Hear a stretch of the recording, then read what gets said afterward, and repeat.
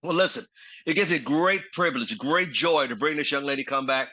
Her topic last week was what? She focused her attention on the national. I love how she just sat in her car in her driveway and just went one after another. I enjoyed it so much. I texted, I said, oh, I loved it. So listen, she came a team coordinator on RD in our language in January 2011. It took her 7 months. She became a regional director, which would be something bigger than what we have today, in 2012. It took her 3.5 years to hit RVP. And I mean, this lady's on fire. I loved her story last week because she told you from the start to where she got, and she told you how she did it. So, folks, understand we all go through the ups and downs. It's the winners that stick in it to get paid the big bucks. Without further ado, can we give a warm welcome to none other than Miss Keri Roeder, Regional Vice President.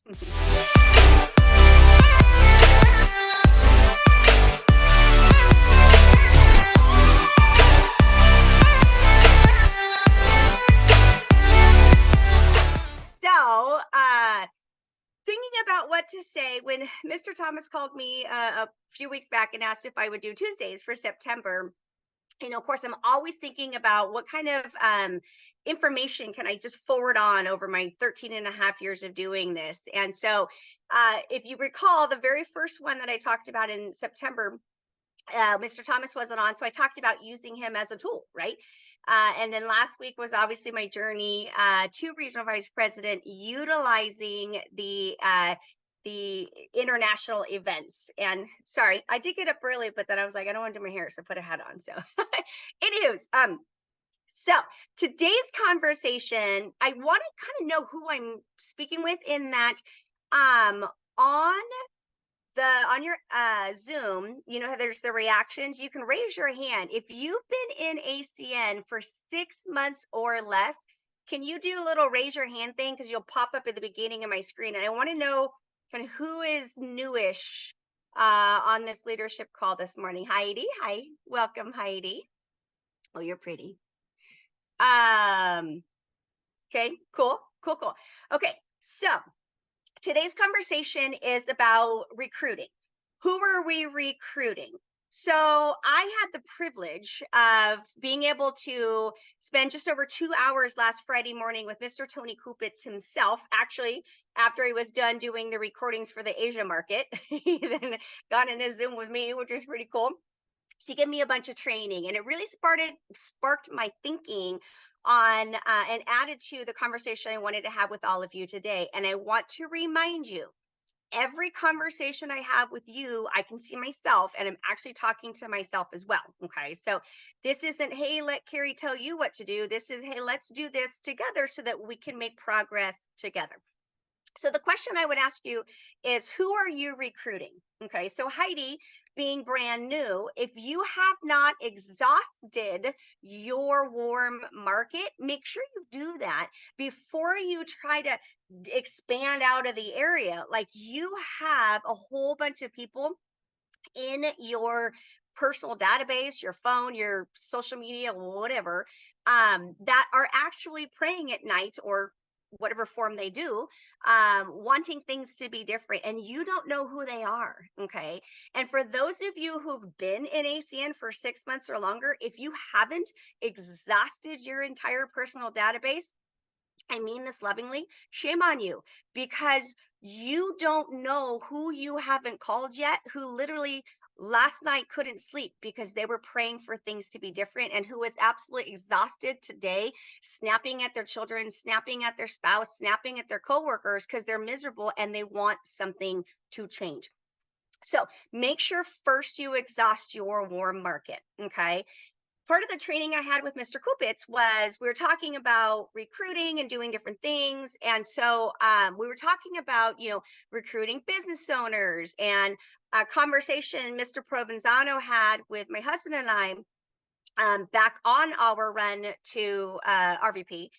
And we were talking about, recruiting A players and, CEOs versus janitors. And Mr. Kupitz put it this way on Friday. He said, listen, you're looking for people, the one that you want to have fun with, like Mr. Thomas, right? He said, but you want to find people who want to do it and who want to see it or will see it through to completion. That could be a business owner.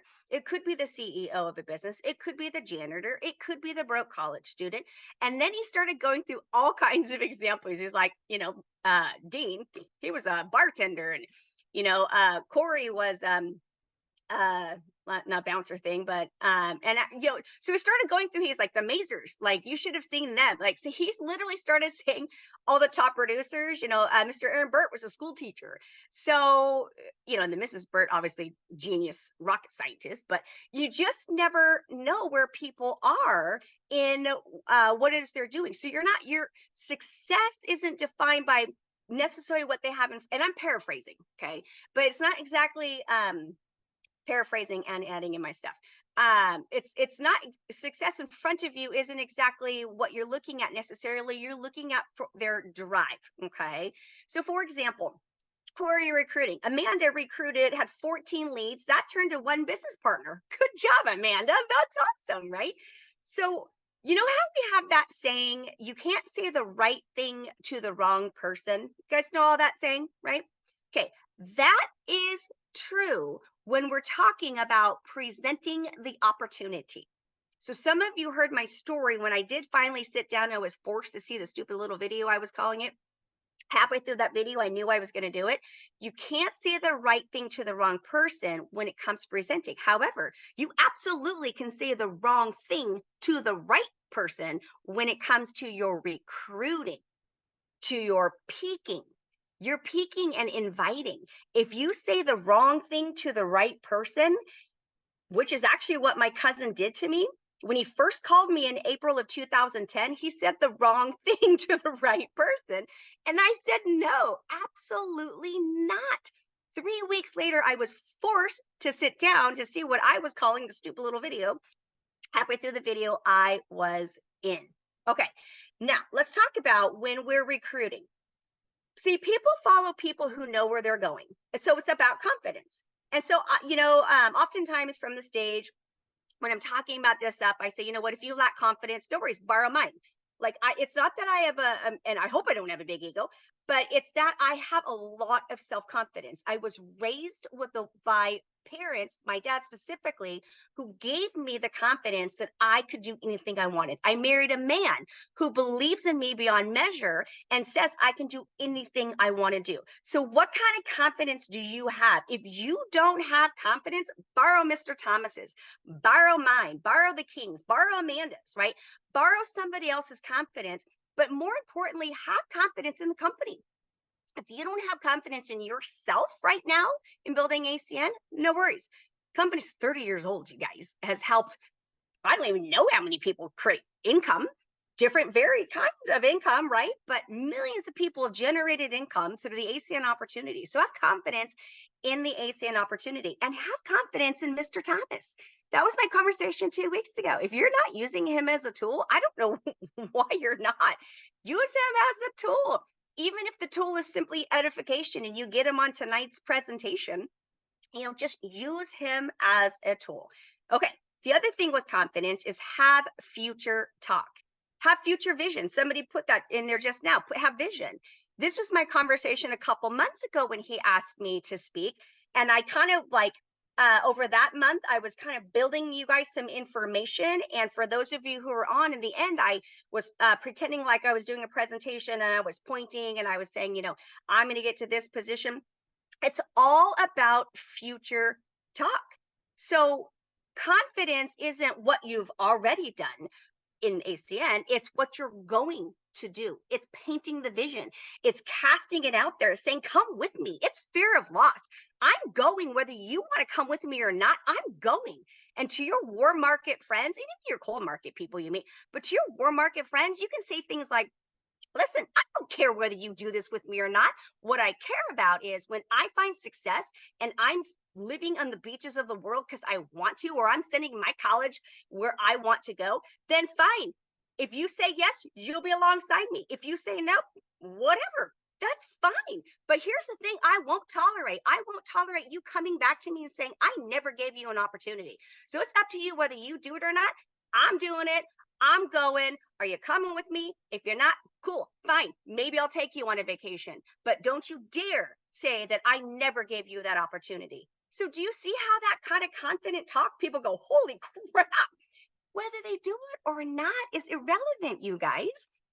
It's just a matter of casting that net. Cast that net out there, and whoever belongs in your ACN team is going to be in your team. See, when we talk about attitude, there's a difference between being desperate. Oh, please do this with me. I really want to walk the beaches of the world with you. Oh, pretty, please. Oh, come on. I just can't see doing this without you. Right? Versus what I just said, right? So it's all about your own presentation. How are you going to show up?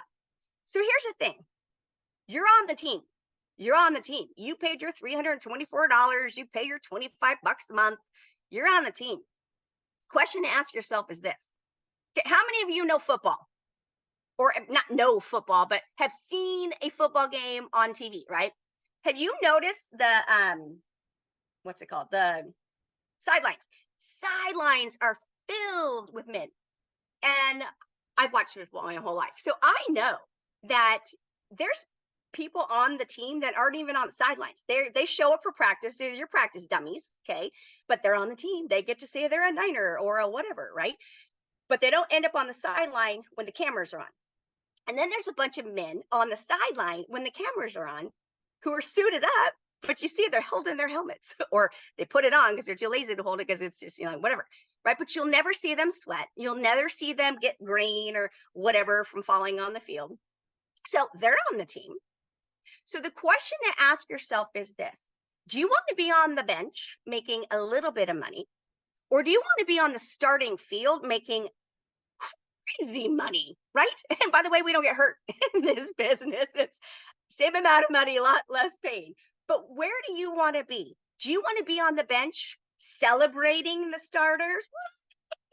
Go, Joe. Joe Montana, by the way. Go, Joe, right? You're so great. I play with Joe. Joe's my teammate. Oh my God. Greatest quarterback ever. Yes. Greatest quarterback ever. And I was his teammate. Really? I never saw you on the field. Oh yeah, no, you did. I was just on the sideline, right? Do you want to be that person, or do you want to be the person working alongside Joe? Do you want to be the man or woman, at the line, and you hand Joe the ball, right? Or do you want to be the one catching the ball? Or do you want to be Joe himself? Where do you want to be? Because the cool thing is you get to choose. You get to choose where you fall in this team. You could be the quarterback leading the team to the championship ring, or you could just be on the team. It's up to you. And here's what's cool about building ACN is when you are the quarterback star of the team, when you get to Mr. Thomas's level, your job is to teach and encourage and provide the environment for the new kids coming up, right? Kids as in new independent business owners, the new ones coming up so they can be the leader of their own teams while you are cheering them on. So it's all about painting vision. What kind of vision are you painting when you're out there recruiting? What kind of vision? And by the way, when you're recruiting, you got to be kind of, again, mindful. You can say the wrong thing to the right person in recruiting if you're being weird or saying too much. Okay. You're picking and inviting. But during presenting, what kind of vision casting are you doing? Are you talking like I did a couple minutes ago, where I'm going with or without you, blah, blah, blah, all that? Or are you being desperado and begging them to do this with you? And then people go, yeah, I'm not sure what's that about, right? Then the other question I have to ask you is this. Are you putting yourself out there? Are you putting yourself out there in a different way, or are you doing the same routine over and over again, expecting different results? By the way, that is the definition of insanity. Okay. So here's what I have chosen to do this summer. I went on, and I'm not good at Googling and crap, but I went on, or Facebook or anything, but I went on and I tried to find every networking event that I could. So I live in a rural area. So I had, kind of went farther down into the city. Some of you live in big cities, you can walk to networking events. But I put on my calendar as many networking events that I could so I could meet new people. I could meet new entrepreneurial minded people. I could meet new hardworking people instead of the people at the grocery store every day, right? And so, are you putting yourself out there? So, here's a little story. So, I go to my very first one, right? And those of you who know me know I'm the most social person you'll ever meet in your life. I'll out talk you. I mean, Kathy, Debbie, we've stayed up till 3 o'clock in the morning and I'm still talking. Okay. I am the most social person. I go to this networking thing. I'm dressed to the nines, but I got my Louis bag, the whole bit. I'm like, woohoo. Oh, I don't know anybody. And I kind of stood there in the corner. Oh, wow, this is weird. Everybody knows each other. And they're like, oh, anyway, finally, the organizer of the event said, or not finally, but said hi to me. So I was kind of talking to him and he introduced me to the other one, which was a woman. So I was kind of like standing next to her. Anyway, all of a sudden I went to go get some water. And then all of a sudden, men started talking to me, which was fine. But so now I'm like, okay, now I'm in conversations with people. Well, this one man walked straight up to me when I was done with the conversation with somebody else, puts his hand out there and goes, hi, I'm Sarah Jot. What's your name? And I'm like, oh, I'm Keri Roeder. Nice to meet you. Right. So he's like, what do you do? And so I said, whatever. And then he goes, I said, what do you do? And because I was asking all of these guys questions, like, what do you do? What do you do? What do you do? I wasn't offering what I did. Anyway, that's a whole nother training conversation. But anyway, so I said, well, what do you do? And he said, oh, my wife and I just started a medical billing practice for doctors. I said, wow, that's fascinating. I said, I'd love to get your information and hear more about it. And I had mentioned to him that I have health sharing. He goes, well, I actually want to hear what that is. So we exchanged numbers. He emailed me. We met last week. And I was sharing with him the concept of impact. I invited him on to an event we do going over impact on Zoom. And at the end, he goes, well, actually, brilliant tip. Okay. This was accidental, brilliant tip. So when we were at the networking thing and I was going over impact, I said, yeah, 30 seconds or less, I can give quotes on what the cost is. And then if you pay full price, it's less, blah, blah, blah, all that. Right. So I couldn't get on my phone fast enough. He goes, oh, here, just use mine. So I got on my daughter's website because whatever. So I got on my daughter's website and I showed him, click, click, click, click, click, click, click. How old are you? How many in your family? Boom, instant, right? And I go, here you go. And then I left and went, oh, that's brilliant. Because now my website is on his phone. So skip ahead. When we met the next week, we're done talking about impact. And he goes, well, actually, I was able to look around your website and I'm interested in learning more about everything that you do. Dun, dun, dun, dun, dun, right? So accidental little brilliant tip. Do it on their phone. But here's my point. If I had not left my home, if I had not made myself uncomfortable enough to go out there and meet new people, and if I had not been, there to be receiving and looking people in the eye and meeting Sarah Jot, I would not be in a position right now. By the way, he got on the impact call. He's super excited. Him and his family are flying out to India, but he's hungry. He's hungry to have a different lifestyle. So when he gets back, I know we're going to do something. I don't know if he's going to send impact customers to me from his doctor's office's contacts, or if he's going to do AC and himself. I don't know. And I don't care. That's completely up to him. But when he gets back, I will be doing that vision thing with him, right? Now that we've progressed to that point, I will be vision casting with him that I'm coming out of retirement. The success that I created before was nothing. The top producers that we were was nothing. I am coming out of retirement and I am simply looking for 2 or 3 people to do this with me. And the people who do this with me stand to make the most amount of money and have the most amount of success because I know where I am going and I'm taking people with me. And when you speak like that, even if you haven't had the success you're looking for, it doesn't matter. I don't know if Anita's on here this morning. My Proverbs card she pulled for me. I should have grabbed it. It said something about, don't dwell on the past or don't look at the past. Basically don't dwell on the past, move forward in the future is ultimately what it is. So if you didn't reach the success you were looking for to date, who cares? You're going to do it now. The timing is right. The timing of the company is right. And the timing for you is right. And I'll end with this. The RVP trip we took with Mr. Thomas in Cayman Islands, I was shopping, shocker. I was shopping. Brad was actually having coffee with Mr. Provenzano. So I'm all, "Dur, dur, dur, dur." So I went shopping and I ran into Mr. Tony Kupitz. And him and I were only just formulating our relationship at that moment. And he asked me a couple questions and I made some statements. He goes, "Why are you comparing yourself?" I said, "What do you mean?" He goes, "Why are you comparing yourself?" I made some sort of comment like it took me forever to get here. And he's all, "Why are you comparing yourself?" He's like, "Stop comparing yourself to other people, Keri." And he gave me this little lecture, which is what made me actually fall in love with him, and which is why he's my mentor today, because he's right. So stop comparing yourself. Who cares?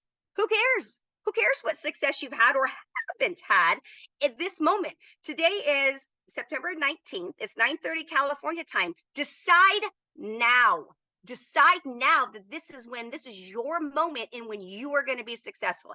And if you can't, then why don't you fly over to Orlando, Florida with us next month and something will happen like it did for me. Something will happen and you'll be able to decide then, and then you become absolutely unstoppable. So, those are all my notes that I have for today, Mr. Thomas. I once again love you, appreciate you. It's because of you that Roeder, right? You all know the story that he's a part of ACN and supportive and all of that. And we've been able to create success in relationships. And, I told them a couple of weeks ago, if they're not using you as a tool, they're just not, that's just not wise. Anyway, you are amazing. I love you. And I appreciate the opportunity to share more.